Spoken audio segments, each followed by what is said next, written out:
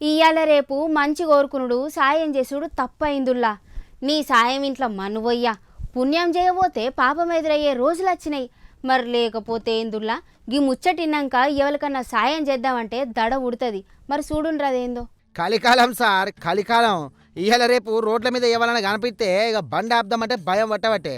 అస్సలు జాలి వాడకుర్రి అని చెప్పబుద్ధి అవుతుంది. కానీ గీ ముచ్చట చూసినాకడ అయ్యో పాపం అని బైక్ ఆపి లిఫ్ట్ ఎత్తే వెనక కూర్చొని బేజులున్న ఫోన్ను చూసి పర్సును చూసి గమ్మున కొట్టేద్దామని చెప్పి చూసిందట. ఈమె మంచి చేద్దామని లిఫ్ట్ ఇస్తే వాడేవు మనకే లిఫ్ట్ ఇచ్చి పోబట్టే.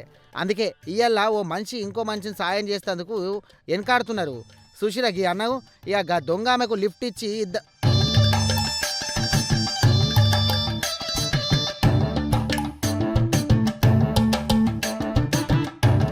చూసిరాకి అన్న గా దొంగ ఆమెకు లిఫ్ట్ ఇద్దామనుకున్నాడు. వెనకంచి ఫోను పర్సు కొట్టేసి ఇకమతి చేసింది. అంటే ఆమె దొంగనే కావచ్చు, ఉత్తగల లిఫ్ట్ అడిగినట్టుంది దొంగతనం చేసేందుకో. మరి నీ ఇకమతల మనవాడ ఏం మనుషులు రా వారి. గంత మంచిగా సాయం చేద్దామనుకున్న మనిషికే కన్నం ఎత్తివి ఏం రోగమక్క అని తిట్టబట్టే జనాలు. ఈ కాలంలో కూడా సాయం చేసుడు అంటే కొరివితోటి తలగొక్కున్నట్టేపో. మన దేశంలో గిసొంటి తోపు మేధావులు ఉన్నారు కాబట్టి వీళ్ళకు జర పైలం